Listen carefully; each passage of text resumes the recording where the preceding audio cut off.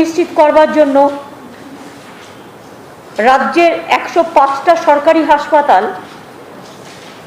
রাজ্য, জেলা, মহকুমা স্তরে এবং মেডিকেল কলেজগুলোতে সুপার স্পেশালিটি হাসপাতালে মানে অক্সিজেন যে প্ল্যান্ট বসানো হয় তাকে পিএসএ বলা হয়, পিএসএ প্ল্যান্ট বসানোর সিদ্ধান্ত নেওয়া হয়েছে এবং তারা নিজেরাই করবে।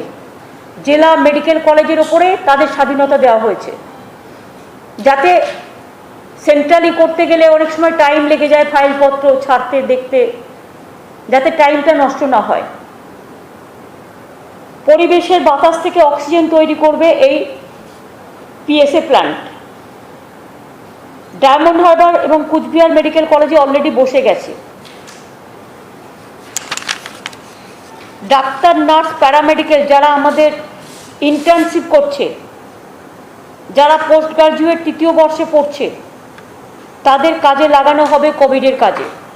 যেহেতু তাদের পরীক্ষা পোস্টপন্ড হয়ে গেছে, এই কাজের জন্য এরা কিছু বিশেষ সুবিধা পাবেন।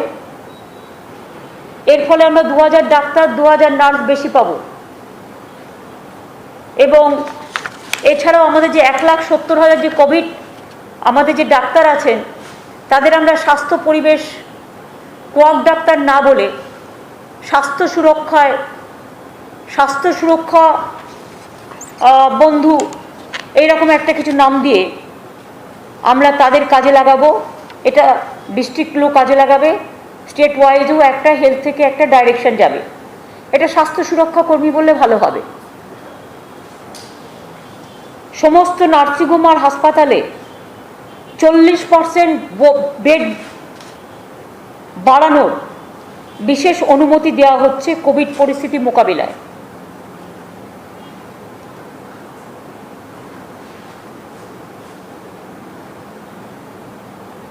এতে প্রাইভেট হসপিটালগুলোতে ইমিডিয়েট 2000 বেড বাড়তে পারে, তার বেশি বাড়বে। আমাদের 30,000 বেড হয়ে যাবে, যেটা 20,000 ছিল। জুট ইন্ডাস্ট্রিতে 30% শ্রমিক একটা শিফটে কাজ করবে, কারণ জুট ইন্ডাস্ট্রিতে প্রচুর লোকেরা একসাথে মানে গাদাগাদিভাবে কাজ করে, তাতে তাদের শরীর খারাপ হওয়ার সম্ভাবনা থাকে। এবং এটা যেহেতু ইনফেক্টেড রোগ, একজনের হলে একেবারে 1000 জনকে একসাথে টাচ করছে, এটা ভীষণ ইনফেকশন হচ্ছে এবারে। সেই জন্য কোভিডে এগুলো কড়াকড়ি হিসেবে করতে হবে। এইসব সিদ্ধান্তগুলো আজকে নেওয়া হয়েছে। আর 2 হচ্ছে, যারা মারা গিয়েছেন পোস্টপল ভায়োলেন্স, তাদের গভর্নমেন্টের পক্ষ থেকে 2 লক্ষ টাকা করে আমরা হেল্প করছি, জাস্ট একটা রিলিফ দেওয়া হচ্ছে। এখানে কোনো ডিসক্রিমিনেশন নয়, সব ধর্ম, সব বর্ণ, সব সম্প্রদায়, সব রাজনৈতিক দল, যাদেরই কোনো কর্মী খুন হয়েছে তাদেরই। এবং আপনারা জানেন এটা বেশিরভাগ হয়েছে 3rd পর্যন্ত কোড অফ কন্ডাক্ট ছিল, এমসিসি মডেল কন্ডাক্ট ইলেকশনে। সে সময়ের মধ্যে 16 জন মারা গিয়েছিল আন্ডার ইলেকশন কমিশনে যখন ল অ্যান্ড অর্ডার ছিল।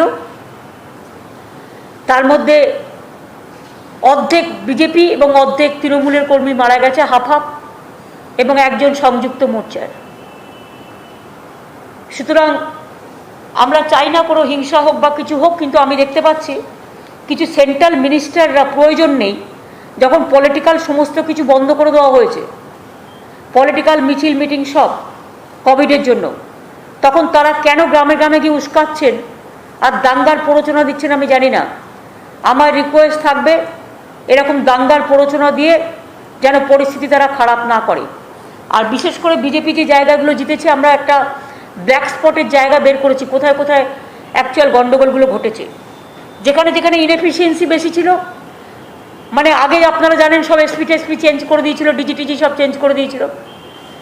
2 হচ্ছে ইলেকশনের পরে কিছু স্পোরাডিক ইনসিডেন্ট সবসময় হয়, সেটা যাতে না হয় তার জন্যই প্রথম দিনই আমি সিদ্ধান্ত নিয়েছিলাম এবং সবাইকে শান্তির বার্তা দিয়েছিলাম, সেলিব্রেশন বন্ধ করে দিয়েছিলাম সব কিছু। আমি শুধু বলেছি রবীন্দ্র জয়ন্তীর দিন আমরা মামাটি মানুষকে ধন্যবাদ দেবো, ছোট্ট ছোট্ট প্রোগ্রাম করবো, তাতেও 50 জনের বেশি কোথাও থাকবে না, কালচারাল প্রোগ্রাম। কাজেই এই যে হঠাৎ করে 24 ঘন্টাও একটা গভর্নমেন্টের হয়নি, তার মধ্যেই লেটার চলে আসছে, তার মধ্যেই টিম চলে আসছে, তার মধ্যেই মিনিস্টার চলে আসছে। আমি বিজেপিকে বলবো, সংযত হন, মানুষের রায় মেনে নিন, মানুষের ম্যান্ডেট মেনে নিন। এখনও মানুষের ম্যান্ডেট এরা মানতে পারেনি বলে এসব জিনিসগুলো চলছে। কাজেই এইটুকু আপনাদের কাছে আমার বলার। উদয়ন গুহরও হাত ভেঙে দিয়েছে এবং কুচবিহারে গুন্ডামিটা একটু বেশি হচ্ছে। যেহেতু কুচবিহারে বিজেপি একটু বেশি সিট পেয়েছে, যেখানে যেখানে ওরা একটু বেশি সিট পেয়েছে সেখানে সেখানে গুন্ডামিটা করছে। আমাদের ছেলে মেয়েদেরও আমি বলবো কোথাও কোনো গণ্ডগোলে না যেতে। গণ্ডগোল করলে কিন্তু আমি কাউকেই ক্ষমা করব না। কিন্তু দুই হচ্ছে, বিজেপি নিজে কিন্তু গুন্ডামি উস্কানিটা বেশি করছে। আমি কালকে কলকাতায় শম্ভুনাথ পণ্ডিত হসপিটালে 70 ওয়ার্ডে গিয়েছিলাম। আমি ওখানকার কাউন্সিলর বাবাইকে বললাম, এই তোরা কোনো গণ্ডগোল করছিস না তো, শান্ত আছিস তো? বললো আমরা কোথায় করছি, তো বিজেপি করছে। আর বিজেপি নেতামন্ত্রীরা 6 মাস ধরে বাংলায় এসে বাংলা দখল করতে গিয়ে কোভিডে ধ্বংস করে দিয়েছে ভারতবর্ষটাকে। কই অক্সিজেন যখন লোকে পায় না টিম আসে না তো, স্যালাইন যখন লোকে পায় না টিম আসে না তো, ভ্যাকসিন নেই টিম আসে না তো, হাতরাসে ঘটনা ঘটলে টিম আসে না তো, দিল্লিতে দাঙ্গায় মরে গেলে টিম আসে না তো, উত্তরপ্রদেশে দাঙ্গায় মরে গেলে টিম আসে না তো, সাংবাদিকদের খুন করলে টিম আসে না তো। 24 ঘন্টা ওত নেওয়া হয়নি, তার মধ্যেই কাল সকাল 11টায় ওত আর সন্ধ্যে 7টায় করা চিঠি। এবং আজকে সকালে টিম এসছে, চাটা খাইয়েছে, চলে গেছেন তারা। Thank you so much. অতিথিরা আমাদের আসতে পারে, তবে এখন কোভিড চলছে। আমরা বাইরের যে কোনো কেউ আসলে, ইভেন মিনিস্টারদেরও বলছি, যে কোনো কেউ আসলে তাকে কিন্তু আরটিপিসিআর সার্টিফিকেট নিয়ে আসতে হবে, আর নাহলে আমরা আরটিপিসিআর করব। ল ক্যানট বি ডিসক্রিমিনেটেড। এটা আমার ক্ষেত্রেও যেটা প্রযোজ্য, সবার ক্ষেত্রে প্রযোজ্য। স্পেশালি এটা আউটসাইডারদের জন্য প্রযোজ্য, যারা বাংলার বাইরে থাকেন। যারা বাংলার বাইরে থাকেন, প্লেনেও আপনারা জানেন এটা বলা হয়েছে। আর স্পেশাল ফ্লাইটে যারা আসছেন, স্পেশাল ফ্লাইটেও আমরা কিন্তু আরটিপিসিআর চেক করব। সে আমারই হোক বা অন্য কারোই হোক, বা কোনো বিজনেস হাউসেরই হোক, কারণ তাদের নিরাপত্তার ব্যাপারটাও আছে। স্পেশাল ফ্লাইটে আসলেও আরটিপিসিআর চেক মাস্ট, এবং কোভিড ধরা পড়লেই কোয়ারেন্টাইন 14 দিন, তার নিজের পয়সায় থাকতে হবে। যেহেতু আগের বারে আমরা সব নিজেদের পয়সায় করেছি, সেই জন্য আমরা গরিব লোকেদের জন্য করব। যার ক্ষমতা আছে তার জন্য কেন করতে যাব? তারা তো হোটেলে থাকতেই পারে। এটা এয়ার ইন্ডিয়া ঠিক করবে, মানে এয়ারপোর্ট অথরিটি। এই পর্যন্ত। আর আপনারা জানেন, ইলেকশনের আগে প্রাইম মিনিস্টার বলেছিলেন যে ইলেকশনের পরে সব অফিসাররা রেডি থাকো, কিষাণ কি একটা যোজনা আছে, তাতে 18,000 টাকা করে কিষাণদের দেওয়া হবে। সে চিঠি আজকে আমি করে দিয়েছি, কারণ আমরা অলরেডি যত কিষাণদের পোর্টালে আছে নাম তুলে দিয়েছি। 5 মাস ধরে কাজটা আমরা আগেই করে দিয়েছি। সুতরাং আমরা আশা করব যে টাকাটা ইমিডিয়েট দেওয়া হোক, টাকাটা ইমিডিয়েট কৃষকদের দেওয়া হোক। তিনি নিশ্চয়ই পিএম কিষাণ যোজনা যেটা, এবং এটা অলরেডি 14.91 লাখ ফার্মার্সকে ভেরিফাইড করে আমরা অলরেডি লিস্ট পাঠিয়ে দিয়েছি। সুতরাং তাদের বলবো যে ইমিডিয়েট টাকাটা পাঠান, কারণ আমরা ইতিমধ্যেই সিন্স 1 জানুয়ারি 2019 3,454 কোটি টাকা ডিসবার্স করেছি কৃষক বন্ধু স্কিমে।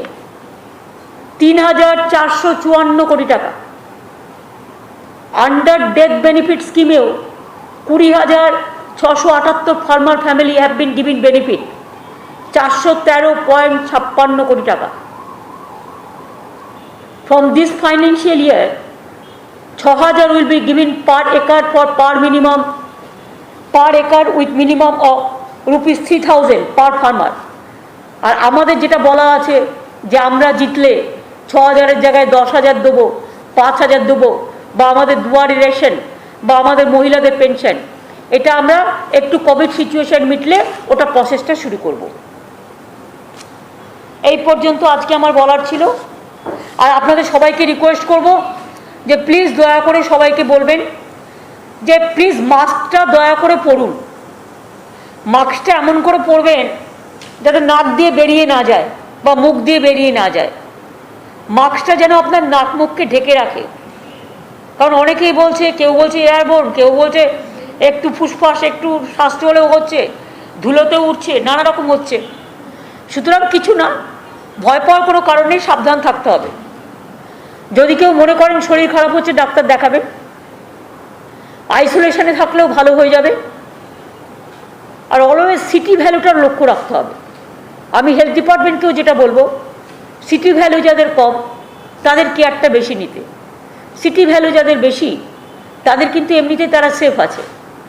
আর বিশেষ করে এভারেস্টিংটায় দেখা যাচ্ছে যে আমার ইয়াং জেনারেশন 30, 35, 45 এই এজ গ্রুপটায় বেশ কিছু মারা গেছে, সব সারা ভারতবর্ষ জুড়ে। ইয়াংদের একটু বেশি এটা অ্যাটাক করছে। সেজন্য গতকাল আমি যখন শম্ভুনাথ পণ্ডিত হসপিটাল এবং পুলিশ হসপিটাল ভিজিট করেছিলাম, তখনও ডাক্তারদের জিজ্ঞেস করছিলাম যে যখন ঝড়টা হয়, এই ঝড়টা মেনলি ভোরবেলার দিকে হয় এবং সেই সময়টা একটু বেশি কেয়ার নেয়া। 2 হচ্ছে আমরা একটা স্টেরয়েড দিই ঝড়টা হলে, সেগুলো যদি আগেই দিয়ে দেওয়া যায় তাহলে যদি অনেককে আমরা বাঁচাতে পারি। চেষ্টার কোনো ত্রুটি নেই, বাট আগামী 15 দিন খুব বাড়বে এটা। আগামী 15 দিনের জন্য আমি সবাইকে ভয় দেখাচ্ছি না, সতর্ক করছি। এই কারণে আমার হাত জোর করে আবেদন থাকবে, নিজেদের যত্ন নিজেরা নিন, আমরা যতটা পারবো সাহায্য করব। গাদাগাদি করে কেউ বাসে উঠবেন না, একটু হয়তো অপেক্ষা করতে হবে। লোকাল ট্রেন তো বন্ধ, আমি জানি প্রবলেম হবে, কিন্তু সেক্ষেত্রে আমরা 50% ওয়ার্ক ফ্রম হোম করে দিয়েছি, জুট ইন্ডাস্ট্রিতে 30% ফ্রম হোম করে দিয়েছি, প্রাইভেট ইন্ডাস্ট্রিতে অটোমেটিক্যালি 50% কমে গেল। লোকাল ট্রেনটা আমরা আপাতত বাতিল করেছি, যাতে যাতায়াত রেগুলার যারা করে তাদের যাতে প্রবলেম না হয়। তবে এটা ঠিক, এক্ষেত্রে দিন আনে দিন খায় যারা, তাদের অনেকটা অসুবিধাও হবে। তারা যাতে ফিরতে রেশনটা ঠিকমতো পায় এটা আমাদের দেখতে হবে, এবং জেলায় জেলায় ডিএমদেরও নজর রাখতে হবে, অন্যান্যদেরও নজর রাখতে হবে। এটা মাত্র কিছু দিনের জন্য। তার জন্য দেখবেন আমরা হকারদের বিশেষ করে এবং সবজিওয়ালা থেকে শুরু করে বাজার চালু রাখতে বলেছি 7টা থেকে 10টা এবং 5টা থেকে 7টা। এই সময় দোকানও চলবে, শুধু স্যানিটাইজ করে। একটা চেম্বার অফ কমার্সকে আমি রিকোয়েস্ট করব, আপনারা আগের বারের মতো যদি একটা বাজারের দায়িত্ব নেন, কারণ আগের বারে চেম্বার্স খুব ভালো কাজ করেছিল। আর আমাদের যেহেতু অনেক চেম্বার্স আছে, তারা একটা দায়িত্ব নিলে কলকাতার বাজারগুলো তো হয়ে যাবে। আর জেলায় যে বড় বড় হাট বসে, সেগুলো যদি জেলায় যারা আছে ইন্ডাস্ট্রিয়ালিস্ট, তারা যদি একটা হাটের দায়িত্ব নেন, কিছুটা স্যানিটাইজ করা আর একটু মাস্ক দেওয়া, এই দুটো, এইগুলো করলে কিন্তু অনেকটা কাজ আমরা করতে পারি। আর তারপরে এইসব কাজে আমি অনেক এনজিওস আছে, তারা খুব নিজের থেকে মন দিয়ে কাজ করে, তাদেরও আমি বলবো এলাকায় এলাকায় ক্লাবগুলোকে বলবো, সংগঠনগুলোকে বলবো যে আপনারা সবাই মিলে, পুজো কমিটিগুলোকে বলবো যে যার পাড়ায় নিজের নিজের পাড়াটাকে যত্নে রাখুন। কারণ পুজো কমিটি তো এখন থেকে আমি যদি কোভিড না কমাই, পুজো তো আমার 3-4 মাসের মধ্যেই আছে, জুন, জুলাই, আগস্ট, সেপ্টেম্বর। সুতরাং আমার মনে হয় পূজা কমিটিগুলোর কাছে আমার রিকোয়েস্ট থাকবে, সব পুজো কমিটি যেন তাদের এলাকায় কেউ ভিড় জমাতে না পারে, তাদের এলাকায় যাতে আউটসাইডার ঢুকতে না পারে, তাদের এলাকায় মানে টেস্ট না করে, এবং তাদের এলাকায় যাতে তারা নিজেরা যত্নে রাখে।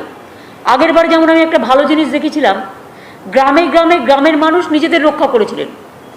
গ্রামের মানুষরা নিজেরাই কাউকে ঢুকতে দিতেন না, নিজেরা কিন্তু নিজেদের রক্ষা করেছিলেন, এবং আমাদের কলকাতার পুজো কমিটিগুলোও এই কাজটা করেছিলেন। সুতরাং তাদের কাছেও আমার আবেদন থাকবে।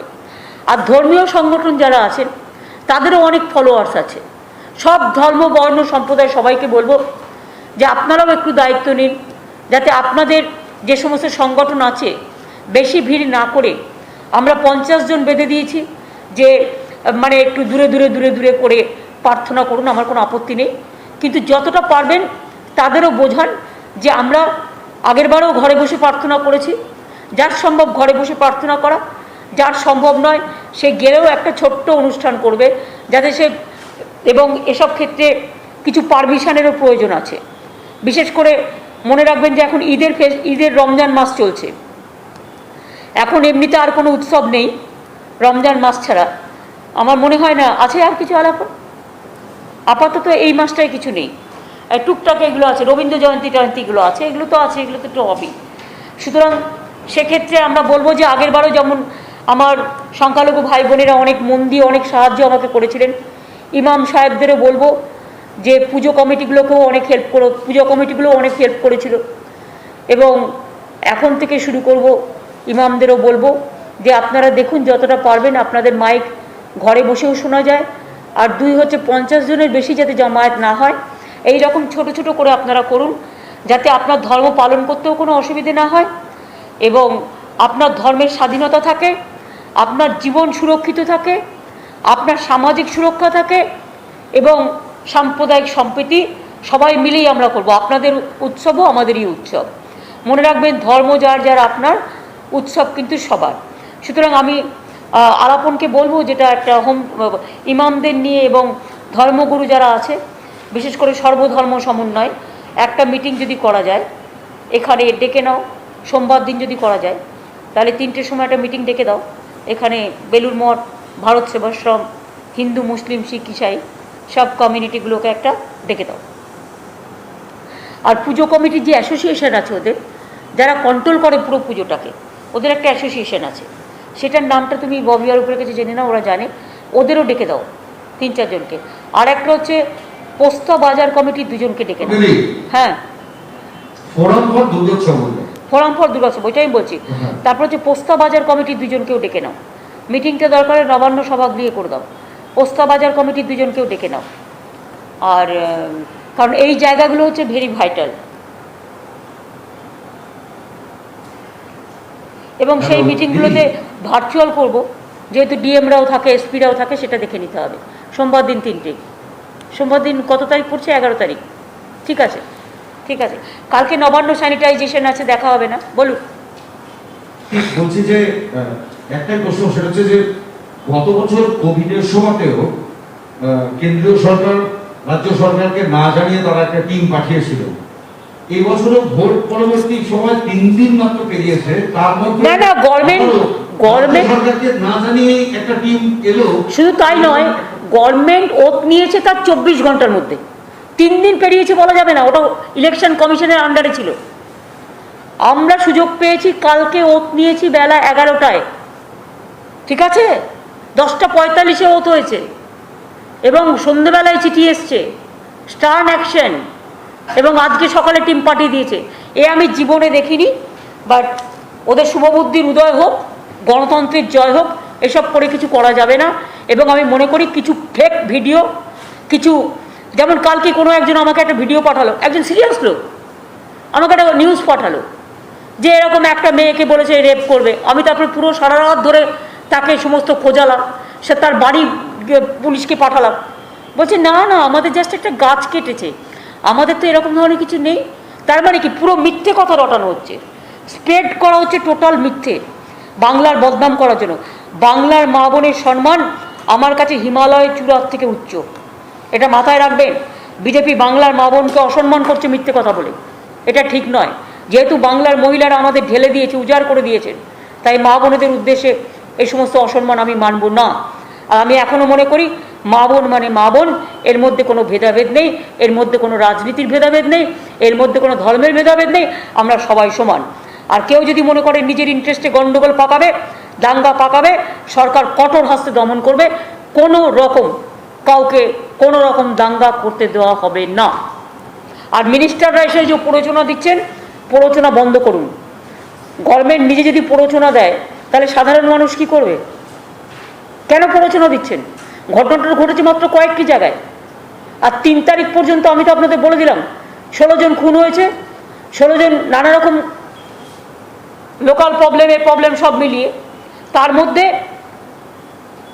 হাফ আছে, তৃণমূলেরও অর্ধেক মারা গেছে, বিজেপিরও মারা গেছে, সংযুক্ত মোর্চার একজন মারা গেছে।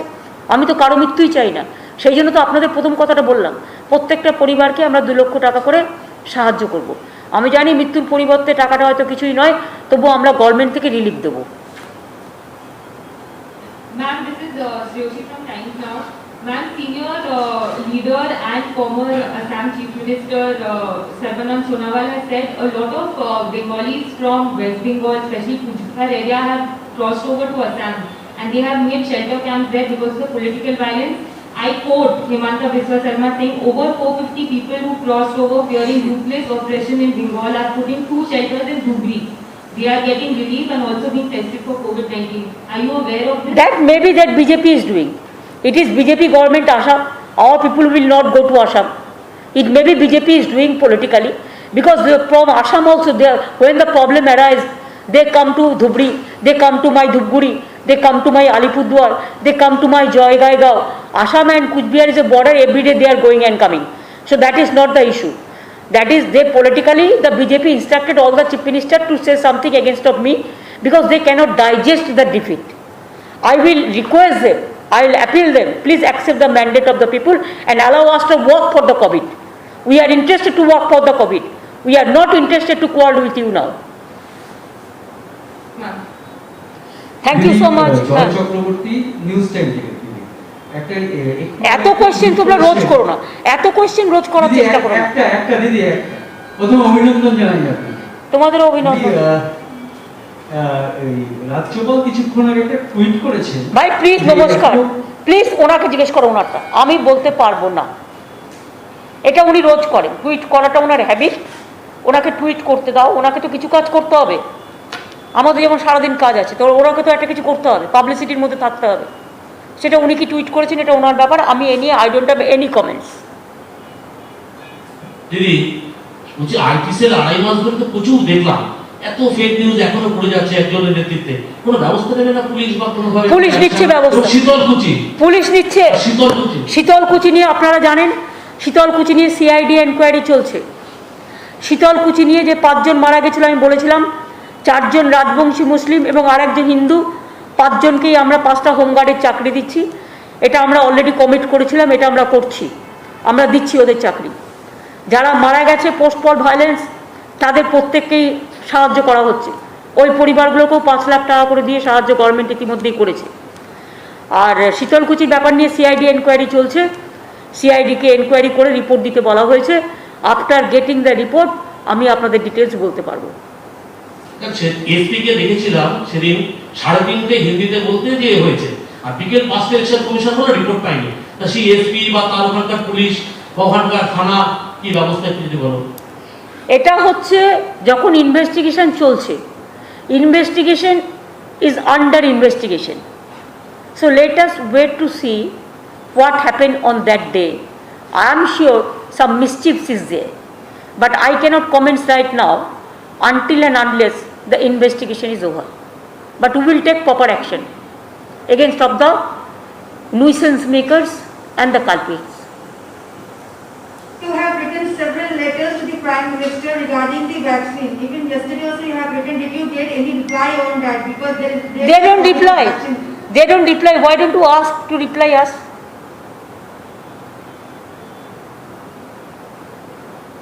Has PM given you any reply? Because you have been No. letters to the Prime Minister. Maybe he is busy, so so he didn't reply. But shortage of vaccine is also a big deal. It's a big thing, and 15 days is very crucial. Even I am really sorry that they are shifting our oxygen to other state. Now medicine is not available. That's why I have written several letters. Even yesterday also I have written. Why they are not allowing 30,000 crores for universal vaccination when they can build up a parliament about 20,000 crores rupees, a statue and pride, thousands of crores are involved, and they cannot give 30,000 crores for universal vaccination. Where is the PM Care Fund? Crores of fund, lakhs of crores are fund. Why we will tell every day? Why we are not getting? Why people are suffering? Why the young generation is just dying for oxygen? It is not with us. It is the central government. Whatever we can do from us, we are trying our best. This 6 months, what is lost. It will never come back. The days, I am telling you, it's a very horrible days we are facing because of COVID, because that 6 months is enough. The government wasted the time. They didn't take care. They neglected COVID like anything, only to win the election of Bengal. Even now also, they cannot accept the mandate. Instead of helping the COVID people, they are sending the central team to Bengal to see the, you see the attitude within 24 hours, they cannot digest. And why their ministers are coming for this? They should visit the COVID hospital. I visited COVID hospital. Tell them, the ministers, to visit the COVID hospital instead of coming to Bengal. And instead of coming to sending the people and sending the villages to spread the COVID. It is better to go to the COVID hospital and take care wherever you are. Thank you. ওদের রাজ্য হয়ে গেছে রে সঞ্জয়।